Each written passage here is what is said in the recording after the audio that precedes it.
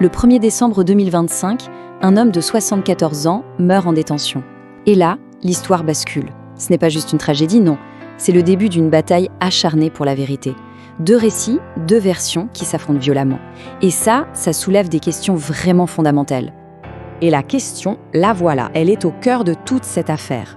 Quand quelqu'un meurt sous la garde de l'État, qui a le droit d'écrire la fin de l'histoire ? D'un côté, on a la version officielle. Et de l'autre, une accusation terrible. Alors, ce qu'on va faire, c'est décortiquer ensemble ces 2 récits pour essayer de comprendre. Alors, au centre de tout ça, il y a un homme, Anicet Georges Calais, 74 ans. Le seul point sur lequel absolument tout le monde est d'accord, c'est celui-ci. Il est mort. Mort alors qu'il était détenu par l'armée, à Yaoundé. Bon, commençons par le début, la version officielle. Qu'est-ce que nous disent les autorités ?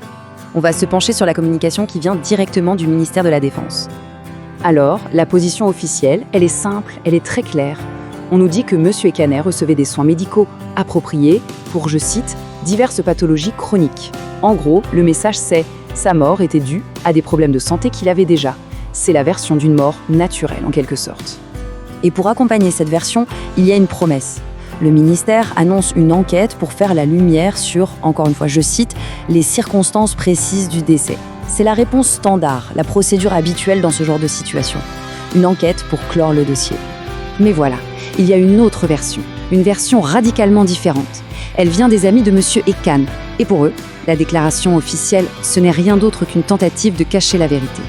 Et regardez, cette slide résume parfaitement le choc des 2 récits. D'un côté, le récit officiel, une mort liée à une maladie chronique. De l'autre, le contre-récit, une mort provoquée, causée par la confiscation d'un appareil médical essentiel. 2 histoires qui s'excluent mutuellement. Impossible qu'elles soient toutes les 2 vraies. Écoutez bien ces mots, ils sont terribles. Cette confiscation s'apparente, non à une mesure de garde à vue, mais à une condamnation à mort par asphyxie lente. On ne parle pas juste de négligence là, non. Les mots choisis sont condamnation à mort, asphyxie lente. Ça suggère une intention, un acte presque délibéré. C'est extrêmement grave. Et ça ne s'arrête pas à l'histoire de l'extracteur d'oxygène.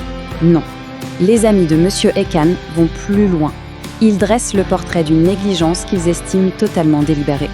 Et c'est là que ça devient encore plus accablant. D'après eux, les autorités savaient, la famille, les avocats, tout le monde aurait prévenu à plusieurs reprises que son état de santé était critique.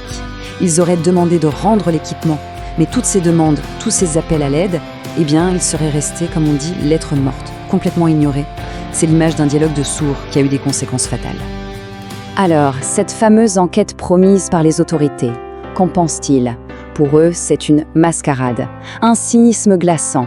Ils n'y croient pas une seconde. Ils voient ça comme une manœuvre pour tourner la page, alors que, selon eux, il fallait agir bien avant, quand il était encore temps de le sauver.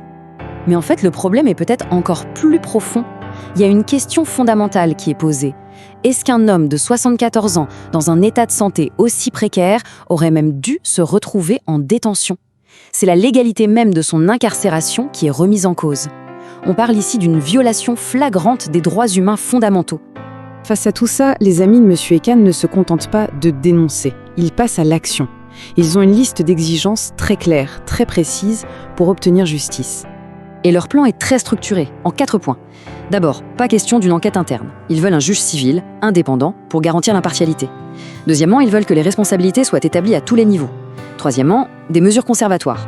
Interdire aux décisionnaires de quitter le territoire. Et enfin, le point le plus explosif, ils désignent un colonel, nommément, et demandent qu'il soit jugé pour assassinat. Ce n'est plus une plainte, c'est un acte d'accusation. Et tout leur combat, toute leur colère, toute leur peine se résument dans cette phrase finale, qui est d'une force incroyable. Il n'est pas mort de ses pathologies chroniques, il est mort de la chronique d'un déni d'humanité et de justice. Pour eux, la cause du décès n'est pas médicale, elle est morale, elle est judiciaire. Et au final, cette histoire tragique nous renvoie à une question immense, une question qui dépasse largement ce cas particulier. Quand c'est l'État lui-même qui est sur le banc des accusés, qui peut bien contrôler les contrôleurs ? C'est toute la question de la justice face au pouvoir qui est posée.